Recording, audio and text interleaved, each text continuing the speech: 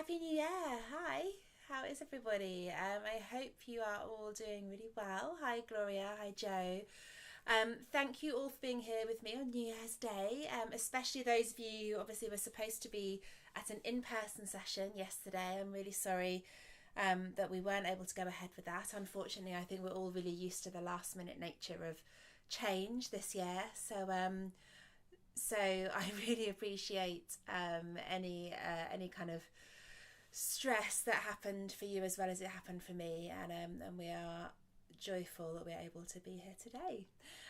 Okay, I'm just being a bit erratic with my intro because I'm just watching messages pop up. Sarah, you can hear me but can't see me. I think as far as I can tell, everybody else can see fine. So if anyone else is having issues with seeing me, let me know. Sarah, I would suggest just simply restarting YouTube if you're having an issue.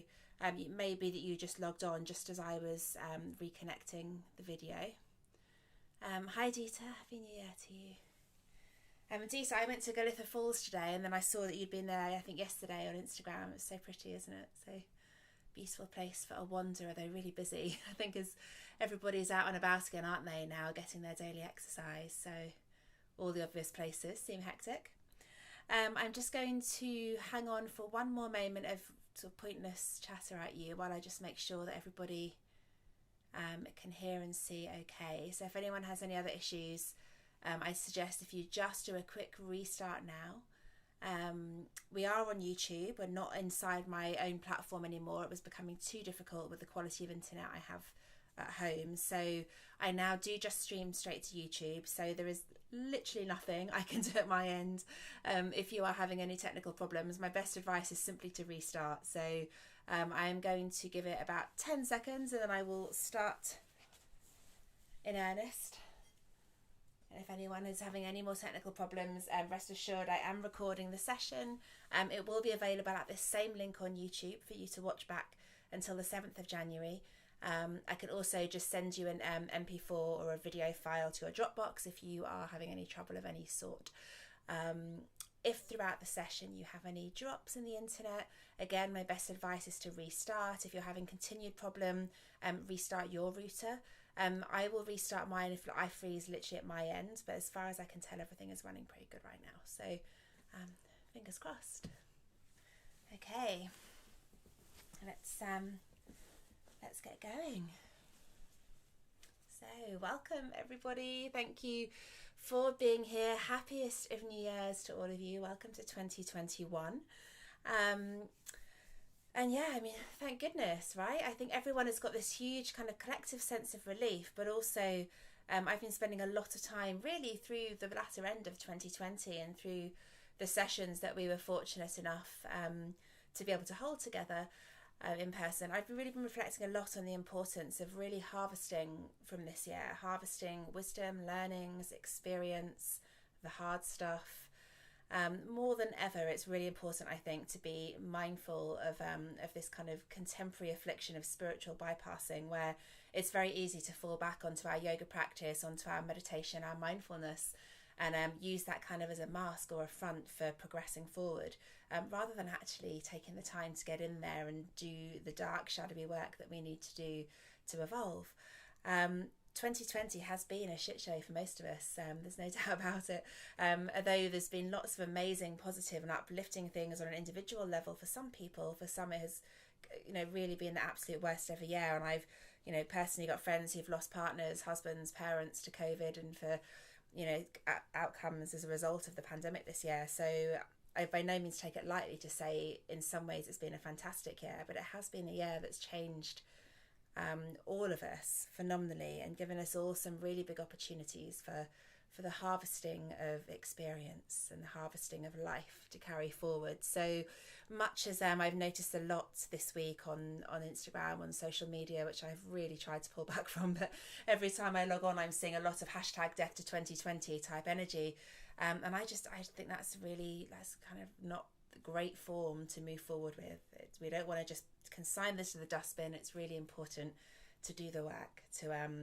make sure we don't fall into spiritual bypassing patterns, and that we actually have a look at the stuff that has come up for us this year. What's been presented, what are we taking forward, what's come up that was unexpected, because I think that's been one of the biggest themes of the last 12 months for many of us. So I will definitely invite you a lot this evening to journal. So if you don't have a journal to hand, feel free to run off and grab one, get yourself a pen and paper, a notepad, or just take notes on your phone, whatever feels good for you. You might be surprised at some of the stuff that comes up for you. So it's always nice to be able to have a little record. A couple of other general bits of New Year's admin. I mean, are any of you guys, has anyone done resolutions? Because I find that resolution maybe feels like a little bit of an outdated word when we talk about New Year. Intention definitely feels a lot more relevant. It feels a lot more relevant to the modern world. I think resolution implies this kind of setting of goals, and then that leaves space for failure or for feelings of less than and comparison if we don't hit all of those resolutions. I put my poor long-suffering partner through Bridget Jones's Diary about a week ago in the interest of really lightening the festive mood. And I was reminded again of that kind of the negative power of resolution. Oh my God, I didn't lose 20 pounds by February. I didn't quit smoking by February. I'm a failure. And I think it's really important to think about how we attach ourselves to the goals we set at this time of year, because they're really powerful. And the messages we send to ourselves, potentially a failure, can be just as high impact as the messages of success, if not more so. One other thing to say about intentions, because obviously we're going to talk a lot about this over this evening, is that these are themes you can take through the short, medium or long term of the year. It seems to took me till alarmingly recently actually to realise that I didn't have to have intentions that are about the whole of the year. Actually, it's perfectly fine to go, well, here's a thing that I might get to at some point, and here's a thing that really is only going to be relevant for like October, and here's a thing that might be 2024, but I'm sending my energy to it now because I want to start sowing those seeds. So when you're kind of approaching how you're feeling about 2021, about a new calendar year, it's a really good idea to maybe short, medium and long term your thoughts, like try not to get overloaded in all of it being right now and oh my God, thank God 2020 is gone quickly, all these things have got to be ticked. It's really tempting, and I'm seeing a lot of that out there in the world this week, and it is probably not leaving us enough space to approach things in the way that the universe is asking us to. So by way of getting started, we are going to look at some cards. Tarot, for me, like astrology, is a really mega important tool. It's an invitation for reflection. It's all about the idea that we work in our lives through these different archetypes, through different aspects of our being. We have signs, we have houses, we have different parts of our soul, different parts of our physical, mental and spiritual self.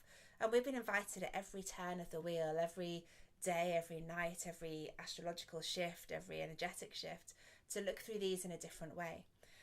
Cards really, for me, just help give you a bit more focus. There's 78 cards here. Actually, there's 83 in this deck. There's a few bonus ones. And depending on which ones come up, that will give us a little kind of narrowed lens to kind of have a look at our feelings about where we've been, where we are and where we're going. Otherwise, the whole lot is just so overwhelming. So I'm starting this year by working with my Moonchild Tarot deck, which has been the one that's really come to the fore for me in the last few months. I've got about 40 decks. Some of you might have read in my newsletter last week a little bit about choosing decks. This, for my money, is the one that I'm feeling most resonant with right now, and it's really important that you resonate with your tools. So spending time cleansing them, as I'm doing with the tuning fork, connecting with them, imbuing them with your intention, is really supportive. So we're starting today with the Hierophant. So my camera's doing that thing where it's like reverse, so it's really hard to see what I'm doing. The Hierophant, number 5 in the tarot deck in the Major Arcana. The Hierophant is known as the teacher, the educator, the prophet. I'm just going to crawl in a bit so I can show you him in a bit more detail. Okay, there he is. So the Hierophant is really all about knowledge. He's traditionally a religious figure in the traditional tarot. The rider, he would be seen as like a priest or a pope or a bishop maybe. And the Hierophant really is a connector between the spiritual and the physical, the tangible, heaven and earth. The reason we're working with the Hierophant is that number 5 is the key number, is the universal number for the year 2021.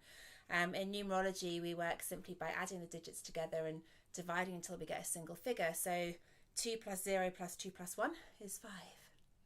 So 5 is going to be our signifying number for this year. And in numerology, which connects across, across shamanism, across astrology, across Vedic work, numerology has lots and lots of connotations that are really important for helping us interpret the tools we're using. Number 5 is halfway from 1 to 9. It's the midpoint of our journey.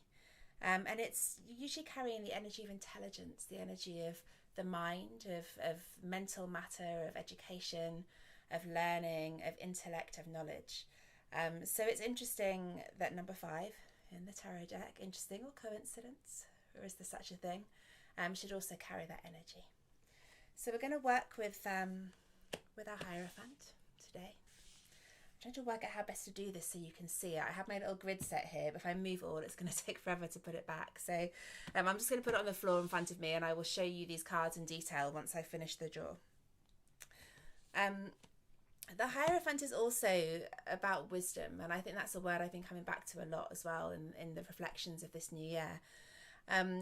Wisdom through experience. There's been loads of really difficult, challenging things presented to all of us in different ways in the last year, the last 10 months specifically. But we have to remember there was also a bit of year before that, of which we are not going to speak for the rest of this session. And it can be helpful, as I did today, to go back to your diary or journal, to wherever you were keeping your notes this time last year, and just have a look at what you were writing, how you were feeling, what were your intentions, what was your energy going into a number 4 year, which is a year all about routine and structure and the physical, the tangible, the earth, and interestingly also about health. Number 5 takes the energy out of the ground and up into the mind. So mind, knowledge, education, big themes to start with.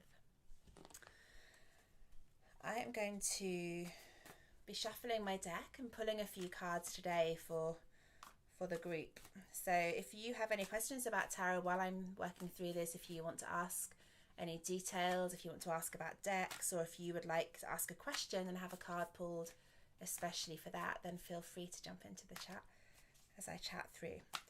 There are absolutely tons of ways that you can read tarot. There's many resources for finding spreads. There's many resources for different layouts, different ways to interpret cards. I personally tend to kind of intuit layouts. I have a few resources I like and recommend that I can share with you. But what I'd like to do today is just pick a couple of cards for general guidance for the year ahead. So this is for everybody who's tuning in. This is for everyone out there in the world. Everyone who is sitting down on the 1st of January, wherever they are, and considering what comes next. So one of the ways I like to pull is just feel a number. So I'm starting with number 5. And this first card is going to be about the sunset. What's on the sunset? What are we leaving behind? What's now setting for us? What do we no longer need? And the card I've pulled, interestingly, is the Star. Not one I pull that often, actually. And she's very much this kind of internal, kind of intangible energy. Not the energy of the moon, although she is quite yin. She is very much energy of kind of the other world, of the higher realms, of the higher consciousness. So it's interesting that the sunset card is quite kind of intangible and beyond. The horizon card, what's coming up next? I have picked the 7 of Wands. So Wands is our fire suit that deals with our action and our confidence, courage, progress in the world. It's where we do our manifestation from, how we take affirmative, forward, progressive motion.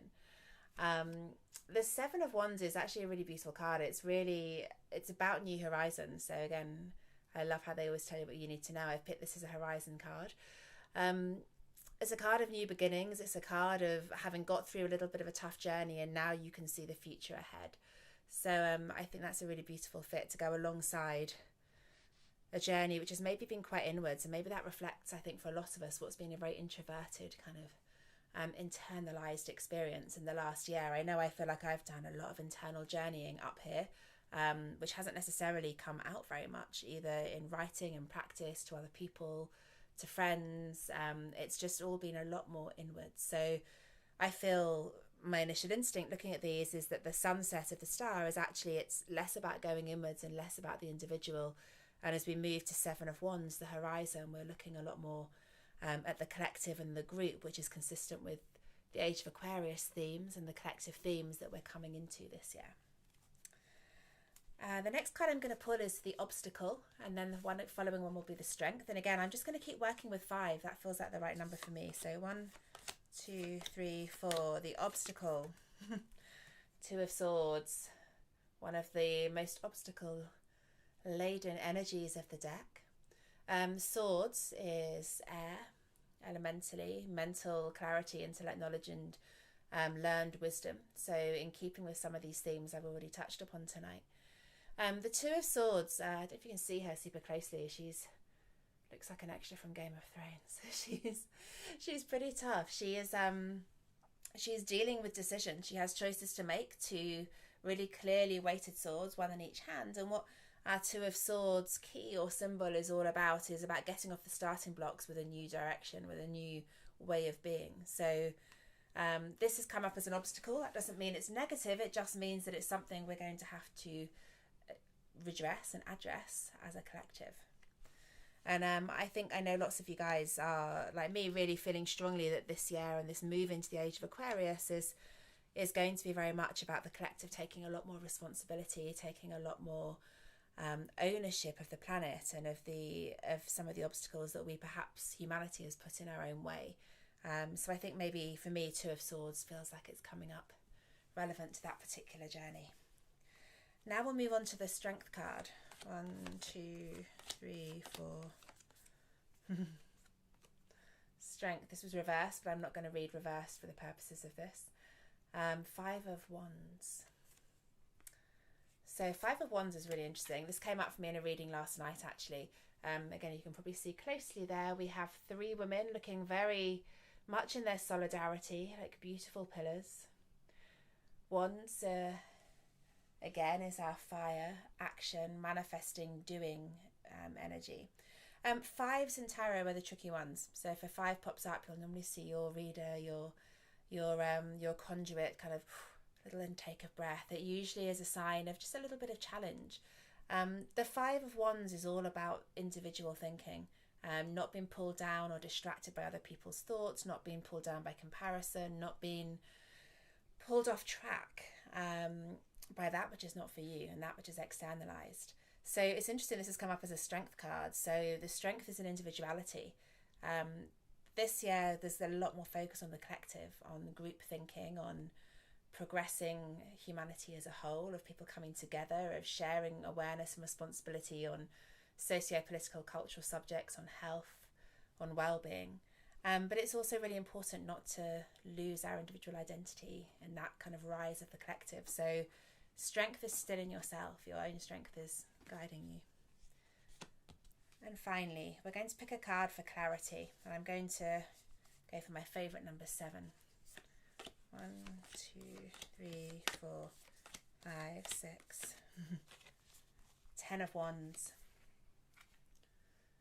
Lots of wands tonight. So I don't know if you can see her too clearly. She is, it looks kind of beautiful, but actually she is a little bit burdened by these massive amount. I'm so compressed in here. I always end up kicking my bowls over. She's a little bit burdened by all of these wands. It's like she can't go any further until she lets them go. Interesting card, huh? So the clarity, when I look at this card, it makes me feel like we're just carrying a ton of baggage. There's loads of stuff emotionally in our auric field, in our biofield, which is causing blockage, which is holding us back from moving forward. And when we look at the journey of these cards, and I'm going to post this, I will post an image of this in my reading, so you can refer back to it quickly in the notes for this reel. I'll put it on Instagram tomorrow. When you look at the journey through these cards, the story for me seems that we are moving from a place of quite higher chakra based, higher awareness, kind of inner thinking introversion, into a place of new beginnings, expansion and opportunity, with decisions to make around our individual path, our own individual ability to progress and to move forward. And in order to make those decisions, we're going to need to have a look at some of the baggage and some of the stuff that continues to pull us back into those old codes, old programming, the old stuff that maybe we need to leave behind in the year just gone by. Do you like that? Does anyone resonate with that? If you have any thoughts about that, if you have questions about these cards, if you would like another card, if you would like to know anything, just let me know. And I'm going to just rack these up at the side of my my space here so that I can talk to you about them later on if you need, and also put some pictures down for you to have a look at. But the card, if you are working with a deck tonight, if you have a look for the Hierophant or whatever the equivalent card is, if you're with an oracle deck, this is a really great card to be working with moving into the new year. And as I organise these, so cards are, they're a really great tool. They really, for me, help you quickly pull out a theme, a story, an idea, to focus on a certain area of your life. There's so many different ways you can work with them. I often work with my cards purely with the major arcana. I have one deck that I've got the major arcana split out totally, and I just pull a card from that each day. And each of those 22 cards has its own theme relating to an aspect of life. So every day I kind of look at where the moon is, and I look at what the card I've picked, and then put those two together and see how today's lunar energy can affect the particular life area that that card represents.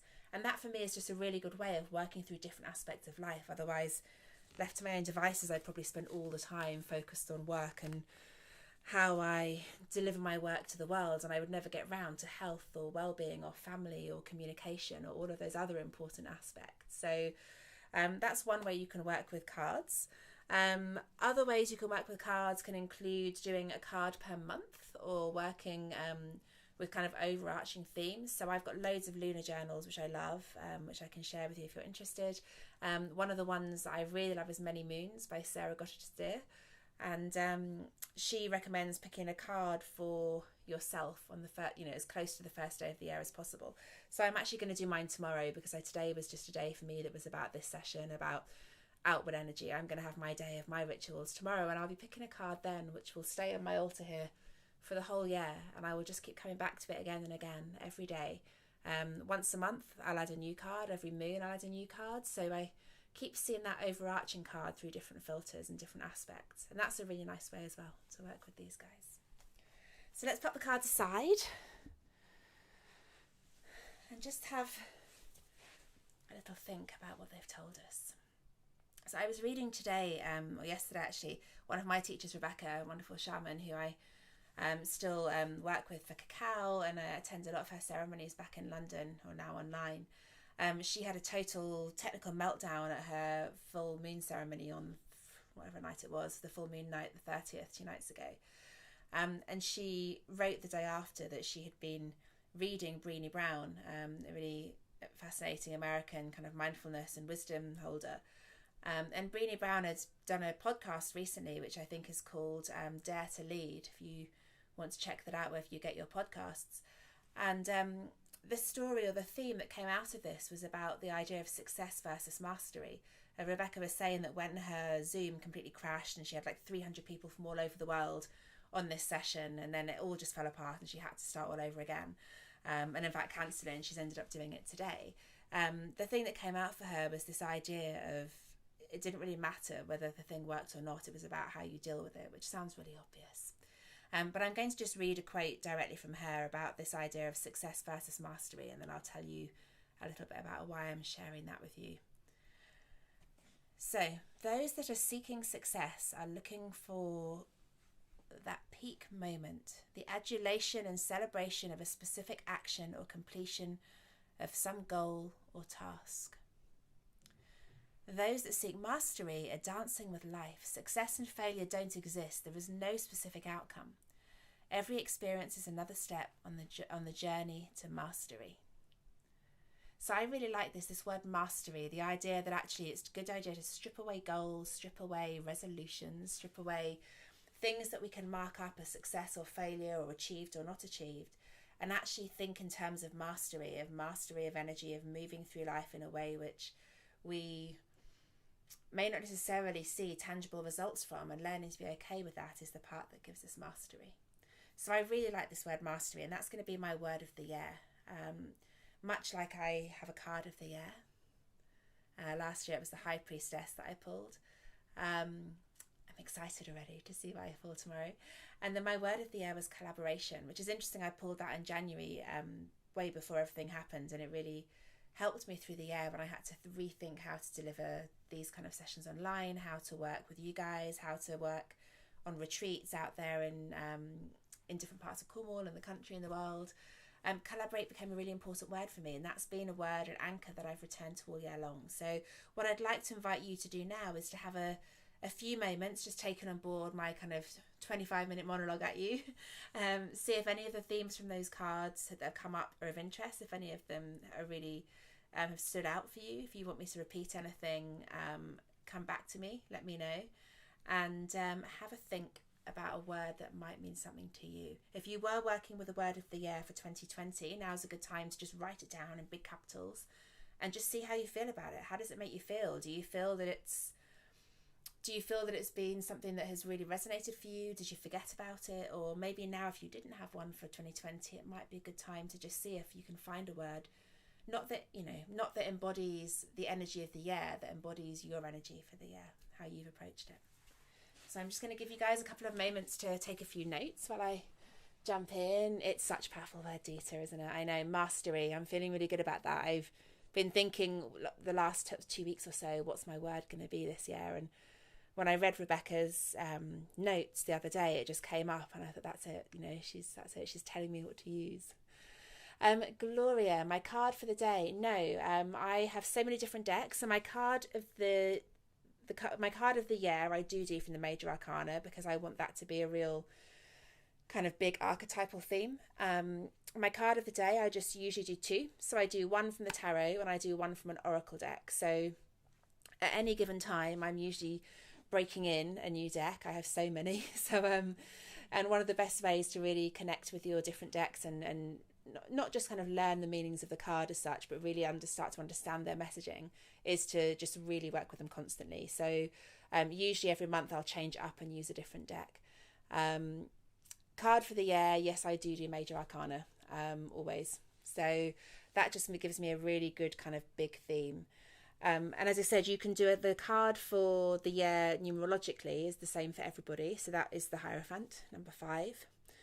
You can also do a card with your own numerology, so adding together your day and month of birth. So for example, mine is the 10th of November, so 1 plus 0 is 1, so 1 for the 10th, and 1 plus 1 is 2, so 2 is the number for November. So 1 plus 2 plus 5, which is the number for 2021, gives me 8. So my personal number for the year is 8. So I could then go through the tarot and pick the Major Arcana number 8. Or you can just pick one at random. Lots of ways of doing it. Anyone else got any questions? Hopefully you're all having a think about your word and your energy for the year. I'm just giving an eye on the door. I've had to leave the door open because the cat's very present, so you might see a little tail floofing in and out. Cool, Jackie, good. I'm really glad. It's really interesting. I did a reading last night actually, and quite a few of these cards came up, and I did definitely shuffle them really well. So I often find that the same cards come up in readings for me for different people over the course of a few weeks when the energy around them is particularly strong. The Hierophant has been coming up a lot, and the 5 of Wands has been coming up a lot, which is the one that's about that contrast of individual energy and group thinking. So I think that's a message that's going to be really important for this year for sure. Joe, synchronicity is the universe saying yes, Joe. Absolutely. All right, guys, let's do some practical stuff, because I know not all of you are here for my astro chatter, which does go on and on, I'm afraid, but there's so much, especially at this time of year. So one of the reasons I always record and stream these is you can jump back in and out as you feel. Practically speaking, on my altar, oil is so important to me. I know lots of you know that I'm not going to say I'm an essential oil practitioner. I have a bit of paper that says I am, but I don't. It's not a thing I offer as a standalone. It kind of blends in with all of my other work. But I find essential oils amazing tools for ritual. Sensorily, our memory, the part of our brain that deals with memory, also deals with scent and smell. And one of the reasons, I know gorgeous Kate is on tonight, who like me, does a lot of work with Alzheimer's and dementia and spectrum disorders. One of the reasons that sound works so well with mental health and with neuroscience is that it's dealing with that kind of idea that we can connect ourselves back to an event, back to an experience through smell. So I was talking to someone the other day, actually, whose mum is has quite far progressed with her senile dementia and Alzheimer's, and my friend Lucy was able to, apart from sharing music, Fleetwood Mac and the Eagles and stuff that her mum really resonated with, she was went and sought out the perfumes that her mum used to wear of a certain era, to take her back into those places as well. And it's a really powerful tool. Energetically, oils can also be really soothing. They can really uplift us. They can really help us to balance our biofield. So what I'm using at the moment is a really beautiful mix, taking its energetic themes from a few places. We are in Capricorn season, which is an earth sign. Capricorn is my rising sign. It's kind of the last of I have all of my energy in my chart is from Libra to Capricorn, so this is kind of the end of my season, as it were. Capricorn is very much grounding. It's very much about goals, ambition, rooting, foundations, discipline. Capricorn is ruled by Saturn, the karmic god, lord of karma, all about the energy of kind of tough lessons, tough education, hard knocks, and finding the way back up. So Capricorn needs a lot of rooting to get through these tough energies. So I really like to work with forest scents. I use lots of spruce and fir and cedar and pine. Not too much pine, or it smells like a toilet cleaner, but just enough. And these are my really grounding scents, which I find are really supportive. I've mixed into those for the Cancer full moon, which we are just, obviously we're now in a Leo moon, but we had the full moon in Cancer 2 nights ago. And for that, I've added lavender and chamomile, which are very soothing and gentle. Cancerian energy, moonchild energy can be quite, not heightened so much as big and emotional. And we want to try and gently bring it back if we can. And gently bring some softness and some kind of nurturing energy in. So lavender and chamomile do that really well. Similarly, Cancerian energy can be quite worrisome and low, can be quite depressive and quite moody. So we want to try and uplift it. So for that, we have geranium and grapefruit. I haven't got mint in this actually, but mint is also a really nice one to add in for Cancerian energy. So again, all of those ingredients I add online. You can use oils in so many ways. You can see that I'm just running them as I chat to you across my pulse points under my jaw, so I can be inhaling and allowing those energies to settle into my bloodstream, into my body at a cellular level while we're working today. You can also spray them, diffuse them, put them in the bath. If you're going to put them in the bath, I'd mix them first with some carrier oil. Fractionated coconut's my fave, and that just means that the oils kind of really disperse properly. And of course I have various sprays, which I will always take the opportunity to plug to you, which are pre-mixed with all these kind of blends, which I feel are really supportive in the sound space. So what I'm using today is kind of a riff on this Balance Mist, which is the foresty one, with a bit more uplifting stuff mixed in. So, but I think coming into the new year, some uplifting energy is really good, and my favourite ones for that are definitely grapefruit and geranium. So get a hold of some of those. That's what we're working with oil-wise today. And we're going to have a quick look at crystals before we get into the sound. So we're going to build our grid, which I'm building very creatively on my harmonium tonight. I'll pull this over a little so you can see him. Okay. It's really hard to do anything on this floor like this. Okay, so I know most of you have worked with me before and you know all about the crystal energy, how I explain it to you, how we work with it together. Crystals are just vibration, like as we all are. They're all frequency, they're all sound, everything is made of sound, everything is sound waves. Crystals simply vibrate at a much more subtle frequency than these things behind me, which we're going to get into shortly. And so they offer us an opportunity to really gently start to open up our chakras, our energy meridians, to allow this kind of healing, this blockage releasing through.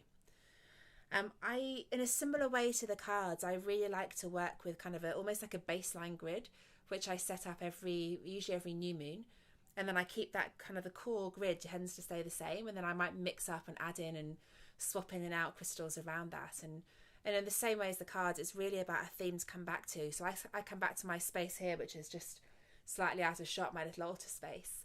I come in here every morning, not that I'm like always perfect with it, but I come in every morning, whether it's for 10 seconds or 2 hours, and just seeing that card, seeing that grid helps me remind myself of the big themes, where I'm at and what I'm learning, what direction I'm moving in. So what are the big themes?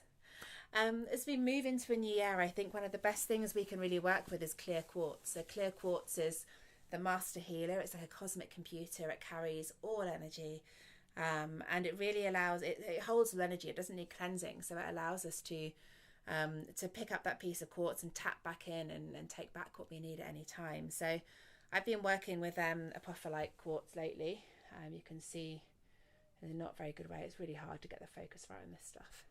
This one's a little better. You can see he's got a bit more of a tiny little crystalline structure in there.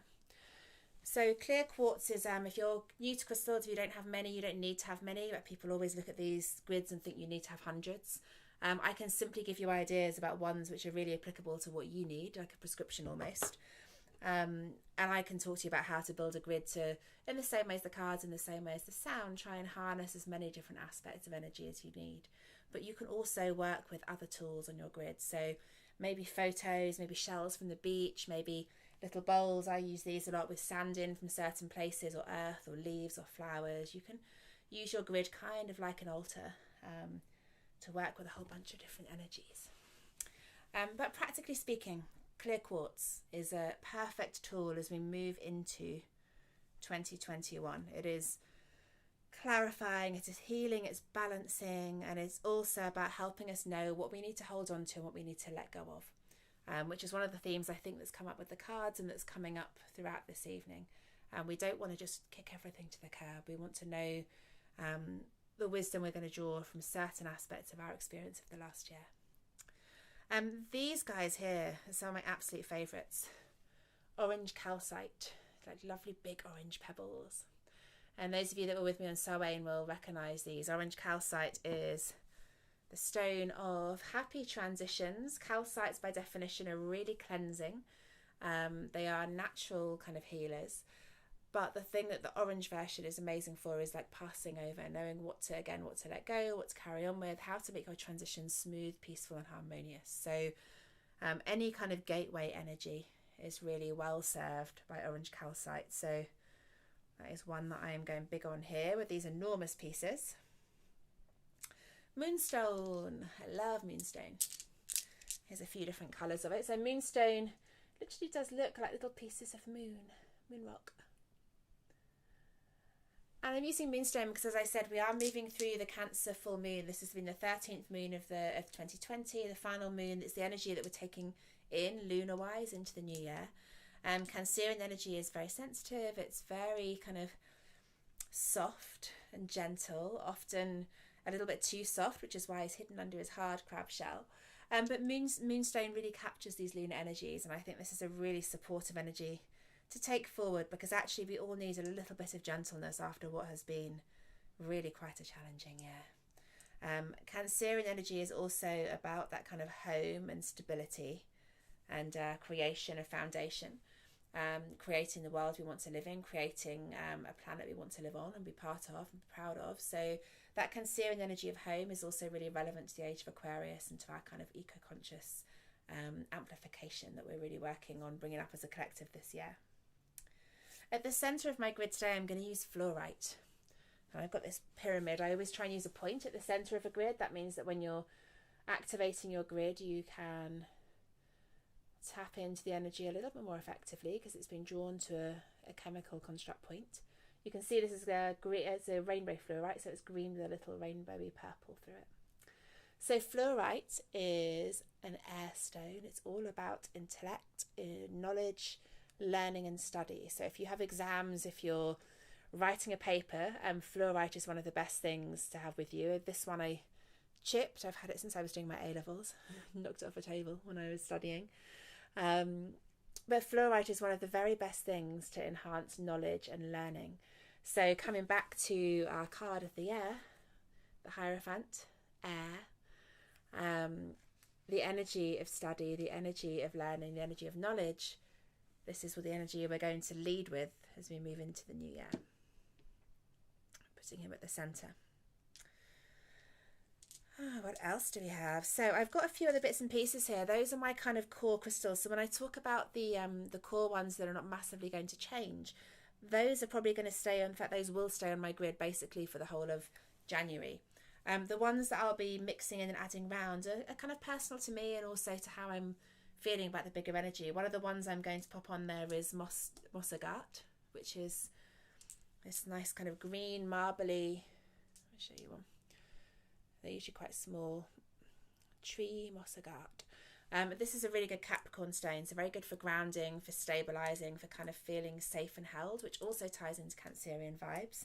Particularly good for where we are right now as we move through big changes.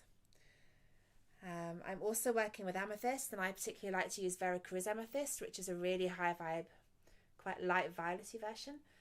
This is about the third eye. It's all about connecting with and opening up the third eye. So as I mentioned when we talked about the star, that card earlier on, we were kind of moving out of this space of introspection and working in the kind of the off-body chakras and coming down into a place that's about the mental chakras, about intellect and knowledge and wisdom. Amethyst is the third eye stone. It's the most powerful stone for accessing our sort of intellect and intuition. So that is going to live on here for quite a while as well.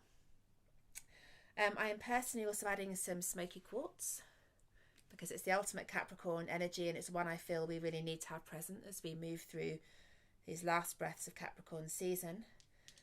I'm adding on some amazonite, which is this beautiful, lovely kind of soft turquoisey green stone. So amazonite is actually a real Libra stone. It's about harmony, about balance.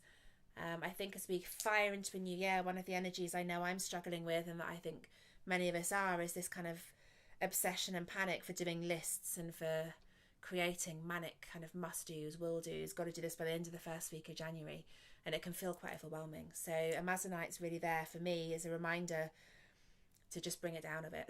You don't have to do everything straight away. It can be in balance, as you know, it'll arrive when it's ready. Contrary to that, I'm also adding carnelian, just small carnelian, a dash of fire, and this is because of the energy of action. We're nowhere near fire energy right now at all, but this is going to be a year of big change, and one of the cards is telling us really clearly about standing in our own power, finding our own inner messaging. So carnelian for me is always important in terms of lighting your own fire, manifesting the world you want to live in. You may also want to use selenite. I'm not using it on this grid, but it's a good substitute for moonstone. Really, really good for working with in terms of lunar energies. In fact, maybe I'll put a little bit around the edge. So all of my crystals were cleansed before I began tonight. Obviously, if you'd like to cleanse them, you can leave them out in the full moonlight and sunlight. You can leave them in salt water. Himalayan salt's the best, or Epsom, or naturally harvested rock salt if you're here in Cornwall and have that. You can also use a tuning fork if you have one. I know some of you do. And simply allow the vibrations and your intention simultaneously to cleanse your grid. So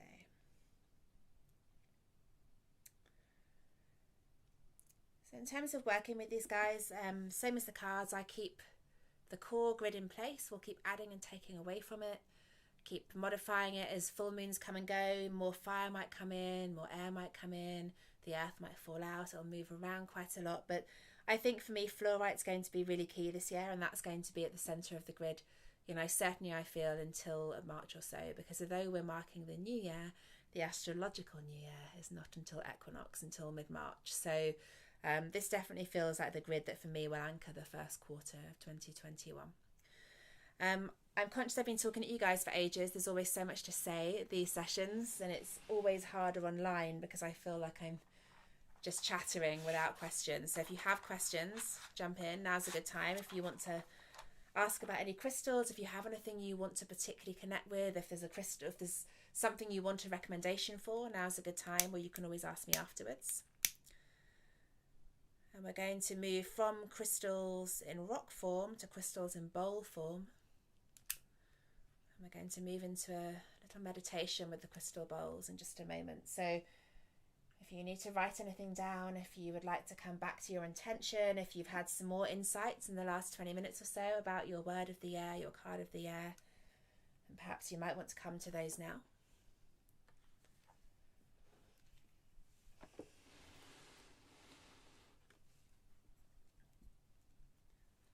Just reorganizing all my stuff here.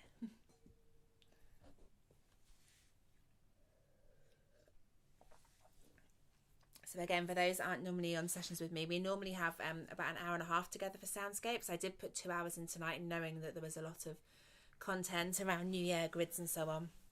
So don't worry, there is going to be plenty of sound, about an hour and 10 minutes of sound, which will be beginning very shortly. So if that is the main thing you're here for, I promise you it's coming your way. But for me, this work, taking time to set your space, is what really amplifies the sound and allows us to work with it in a deeper way. Ruth. Yes, of course, Ruth. So we had the Star card, which was our sunset. We had the 7 of Wands, which was horizons. We had 2 of Swords, the obstacle. And then we had the 5 of Wands, which was the strength. And then the last card we drew was the 10 of Wands, which was clarity. And then they were anchored by the Hierophant. So I will take a picture of those and put it on the on my Instagram on stories, and also on the linked in the description for this YouTube. All right, guys, we'll move into some sound now. So I'm assuming everyone, I think most of you know to have headphones on, but it is really important to have headphones on for the sound section, as opposed to just me chattering at you. This is principally because the way we're working with the sound, no worries Ruth, is that I'm streaming to you in stereo. If you don't have stereo headphones, you're going to hear it in a really sporadic way that will be a bit distorted. So get yourself set up, and we will move our way into the beginning of our sonic adventure. So sound is a wonderful space for self-inquiry, for self-exploration. It gives us the space and the opportunity to really go inwards in a way that we often can't through our conscious mind. The sound offers us space and quietude. It offers us a chance to hear internally, to hear our own messages, the sound of our own subconscious. And more than that, it's a wonderful tool for ascension, a tool for helping us to move beyond that which is tangible, that which is physical, into something a whole lot more cosmic. So we are going to talk briefly about the astrology of 2021 after this sound meditation, so you may want to keep your journal to hand if that stuff interests you, or you may be ready to sink now into a supine position where you'll stay for the next hour and a quarter.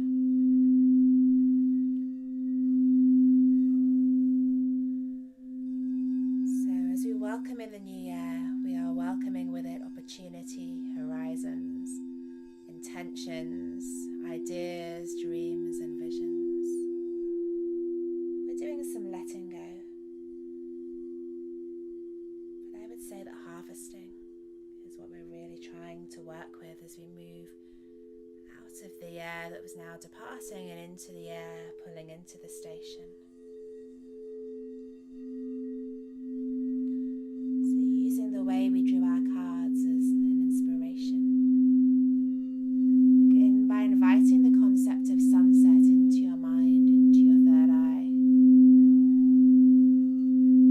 You can imagine the most beautiful sunset we have are blessed with beautiful sunsets here on the beach all the time. So maybe your sunset looks different, or it's in your mind's eye, it's in your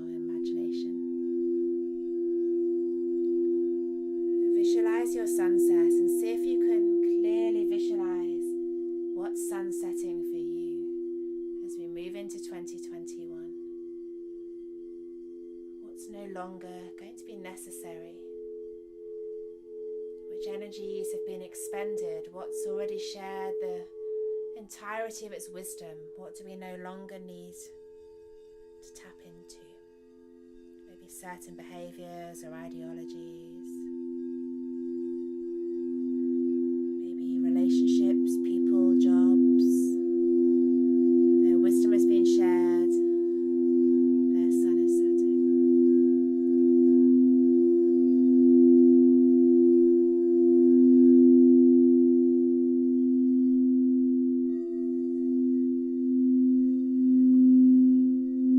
And now as you rest in your inner space, see if you can visualize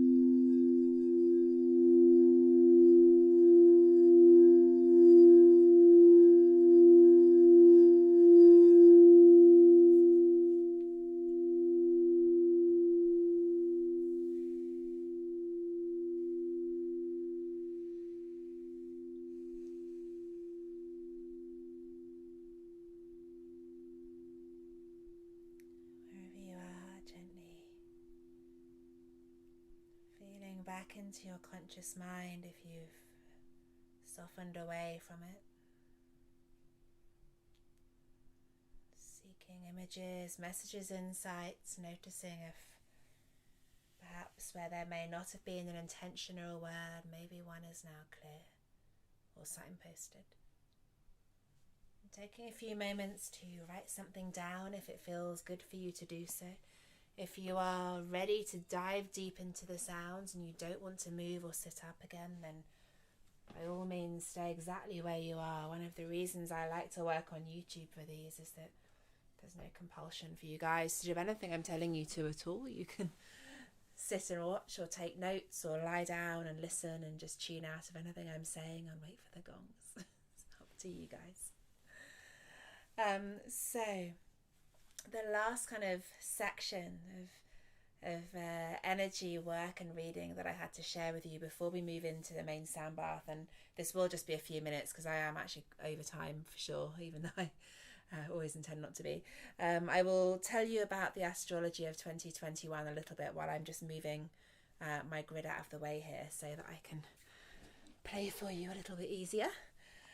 One thing I will actually do before I do any of that is just show you this grid a little bit better, and you can hopefully, or you can see the speaker there, that's good, the microphone.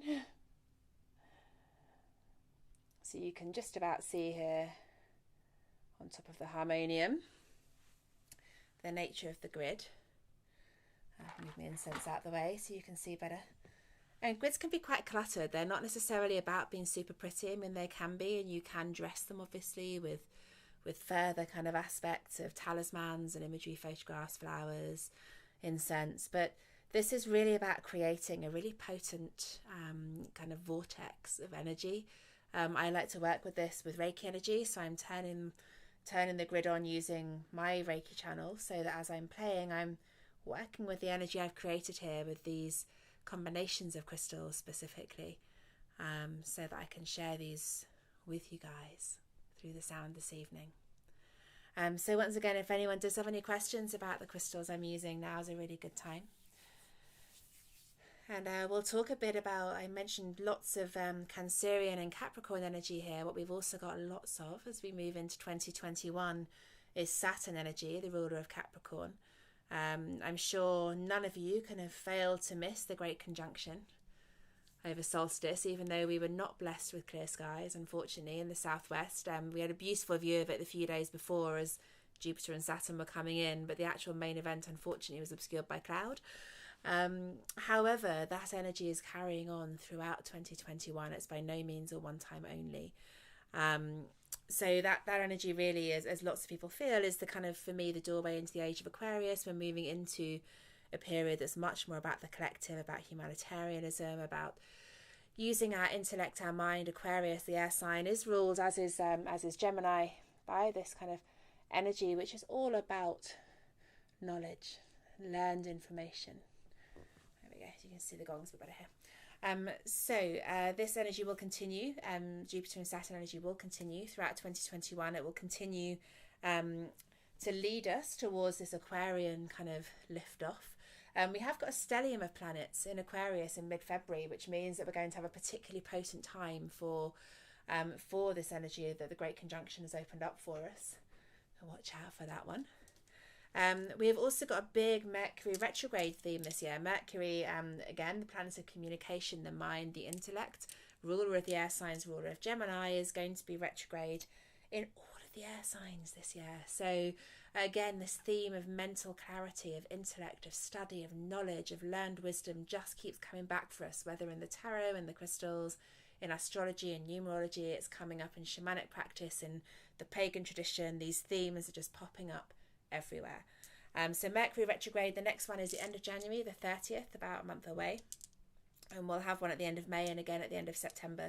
So they will be through Aquarius, Gemini and Libra respectively. So what that indicates is that we're going to have pauses and kind of slight breakdowns and challenges in areas of study, mental knowledge and communication. And it's very interesting that this is consistent with the bigger theme for the year. So the stuff that we're all doing the most work on is going to be the most challenging. And we saw that coming up in the Five of Wands card earlier on. Other things to be aware of: Uranus, planet of revolution and rebellion and big change, unpredictable, surprising, often shocking, is going to be very busy this year, and he is going to be extremely busy with Saturn, who is almost the total opposite, the planet of discipline, of routine, of structure, of karma. We have a square between Uranus and Saturn. A square is one of the more challenging aspects, along with opposition. And that just means that these two energies are in direct conflict, and the way we see that play out for us is a bit of a push and pull between the sides of us that want to play into these roles. So, for example, if you're embracing a bit of rebellion, a bit of maybe activism, particularly in the age of Aquarius, this may come up for a lot of us, embracing the kind of activist approach to life may kind of find an opposition, as we have this Uranus square Saturn, with the kind of responsible, structured kind of leadership aspects of us. That's something to watch out for 3 times this year. It's going to be in February, June, and almost a year from now, next Christmas. So that's going to be a big theme for the year as well. One of the other big themes that we have got to think about is the Leo theme. And actually we have a full moon in Leo at the end of January, so that's a good time to get ahead. But this year the new moon in Leo is going to fall on Sirius, the Lion's Gate, which is August the 8th.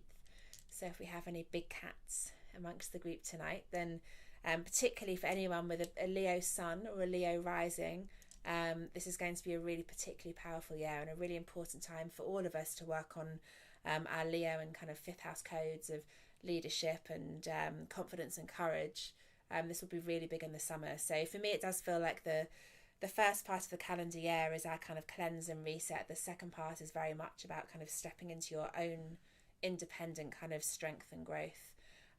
The summer will really heighten that, and then we have a kind of a few moments of ups and downs and retrogrades and rebellions happening through the autumn, and this seems to be a bit of a clear pattern emerging, not in a very up and down aggressive roller coaster way, but in kind of an ebb and flow way. So that's a relief. Perfect. Let me just get some crystals out of the way so that I can hopefully get these gongs moving for you guys. Do any of you have any questions about your astrology, about anything that we've talked about so far? Please feel free to pop them in the chat if you do, because I'm going to be turning away from the screen in a moment, and then I will not be back at it till the end of the session. So if you have any questions, now is the time. It's also worth just saying, and I did touch on it already, that, you know, this calendar new year, and I said this I think in one of my posts in the last few days, is, you know, New Year in the way that we celebrate it in the West is something that always conflicts me, because it is just a new year in the calendar. It's a Gregorian calendar, which was made by the Catholics. I say as a Catholic, or a Reformed Catholic. It was made by the Catholic Church in the 1580s simply to fix Easter around the spring equinox. So actually this calendar is nothing to do with the lunar signs. It's nothing to do with how we flow with nature, with the shamanic wheel or the medicine wheel. All of these tools and traditions and cultures offer us an opportunity to mark newness in a way that's in sync with the land and with the cosmos. And for me, those are much more important markers. So the astrological new year, which is in March over the equinox, 20th, 21st, is really the new year. That's the time to really do the spring clean and do the kind of the big work. And really for me, this January to March time is the time to prepare, you know, to use this kind of helpful pause that we have in our Western calendar to prepare us for the big stuff going forward. So without further ado, because I'm conscious of losing people for talking at you and not playing enough music, let me just work out where to put this. We will move into the sound proper. We'll have about 45 minutes of the gongs tonight, so please make yourself nice and comfy, get yourself under a blanket. Even if you're warm now, your temperature will drop. We have been doing these sessions together for 10 months now, and we know that even though it seems improbable that the sound will work in the same way online, it certainly will have the impact of dropping you into a deep meditation, slowing the brain waves, which in turn begins to switch off the bodily function, not in a terrifying way, just in a deeply restful way.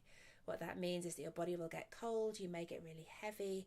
If you have any blockages, whether physical, mental, emotional or spiritual, you may find the sound is drawn to those areas, and that will show up for you as heat, as tingling, as tension, or maybe a little discomfort, which I encourage you to sit with, because all that means is something that needs to be released has been found And those high vibrations coming through into your body are now working to break through the low vibrations of the blockage to release it for your own better health. So please stay with it if you can. I wish you all a beautiful sound journey this evening. Thank you for sticking with me through actually what's been a very long chat today.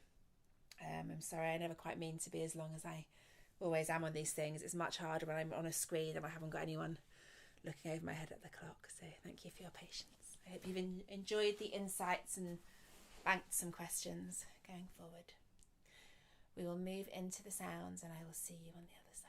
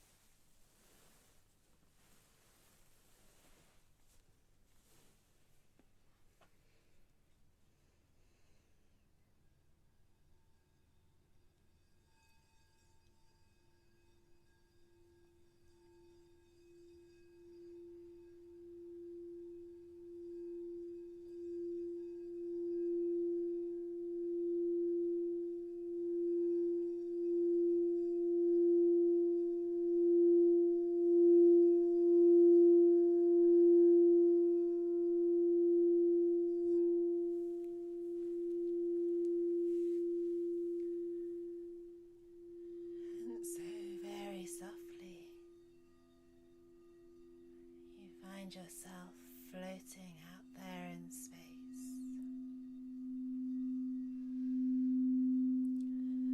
floating in time, floating in the galaxy.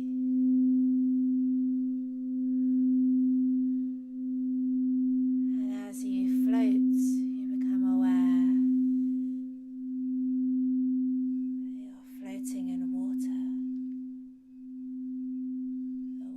Of the Cancerian moon, the moon child, the moon that carries us from one calendar year into the next. And this year, that energy so full of water, so full of emotion, and yet full of hope. And as you float, you become aware of a beautiful sunset,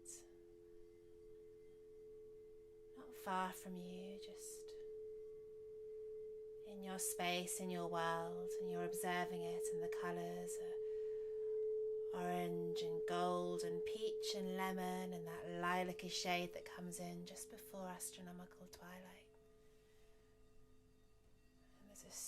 Of red across the horizon, and this sunset is so beautiful and so profound and in so many shades, and it represents all of the aspects of being, the experiences, the wisdoms that the last calendar year has offered you in your world, on your path, on your journey. And now those wisdoms have been absorbed and taken into the soul, into the body. Time for them to set, moving softly from light into dark, slipping over the horizon and out of view, and with their many stresses or fears or anxieties that are ready to be left behind in 2020.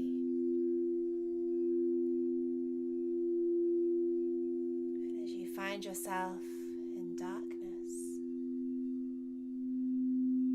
stars twinkle above, and you rest in the galaxy, in space and time. Some indeterminate amount of time passes, and then light appears on the other side of you, in the east, on the horizon. Lilac at first, and then a streak of lemon across the sky. And then a little glow of peach, and then pink, and then a searing flame of red as a new dawn creeps into view, a new horizon. And with this new horizon, a few of the old wisdoms that have set. Maybe they've got new clothes or new shapes.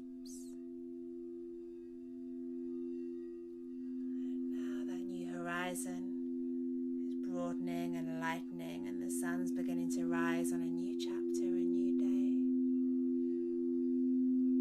And now you can see in the illumination of the new light, new visions, new ideas, new codes, new ideologies, new consciousness as you move independently and the planet moves as a whole into a new age, a new earth.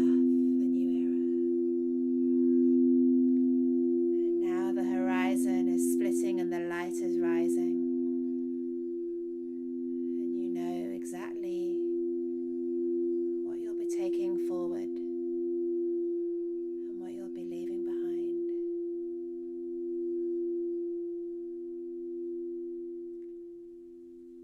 And as your consciousness begins to soften back into your body, and you begin to feel your fingers and your toes, and your breath arrives back on the lips and in the nose, and the fire in the belly ignites, the organs switch back on.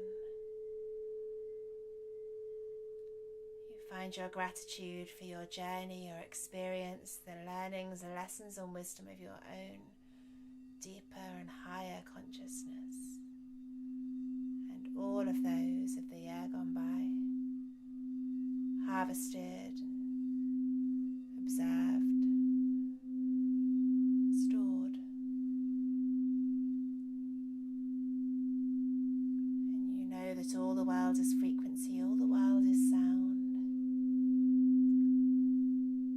And as the last of these high vibrations move through your being, it's time to feel the sound of silence.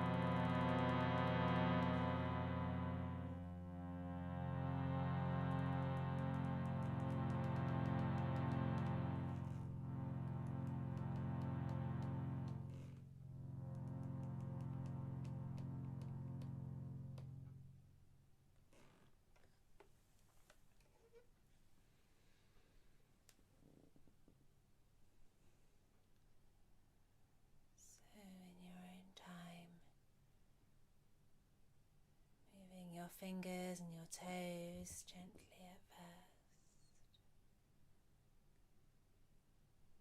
Taking some deeper breaths in through the nose, feeling the belly fill and lift, the heart expand.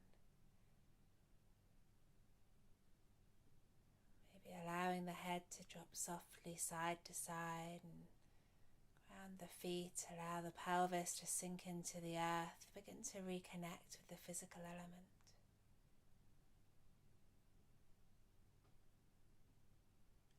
Gently you can start to find your way back into your body, taking these moments softly and gently as you look at the insights, the messages, any words that are coming in for you, any images, any voices, any knowledge, any wisdom, any sudden clarity. If you were seeking out a word to carry forward into 2021, just ask yourself very clearly, what's my mantra? And see if something appears. And know that it may not be right away. The sound takes several days to move through the body, even through the glorious digital sound space. It may be the 3rd, 4th, 5th of January before the message becomes clear.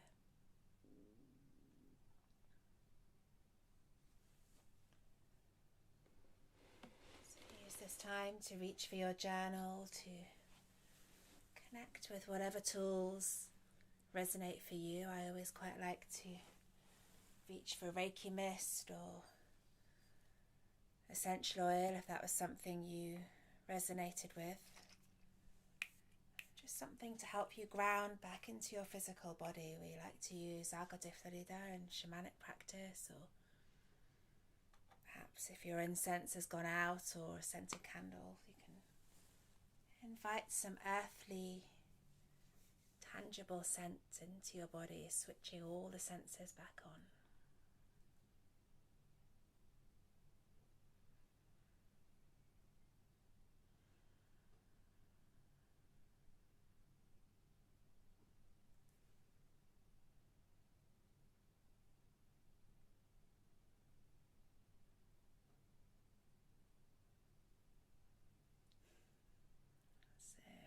Everybody is gently arriving back in their space with gratitude for the experience and expansion of sound.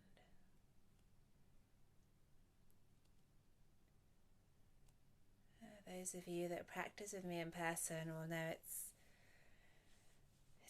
always a little harder online. I usually like to use a lot of ambient sounds and DJ stuff in, and I never do that with these online sessions, because if I'm going to stream them out for you, I have to be careful with copyright. So this can be quite a nice time to find some ambient sound or drone or something gentle and acoustic to put in the background to take up the space where the silence was, to release any tension in the mind, any questions that are coming up, so you can feel free to journal, to reflect.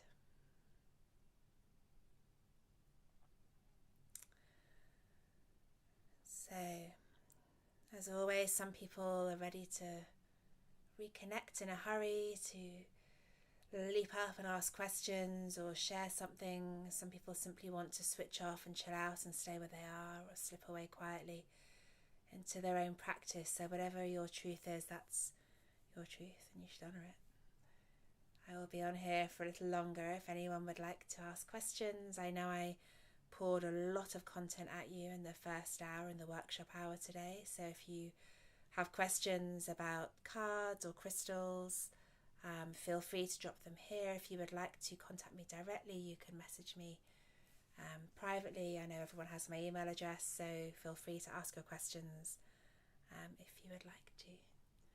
I wish you all a really beautiful new year, a peaceful and prosperous and serene 2021. This will be the year that we all take our wisdom and experience forward into a completely new era, a new earth now.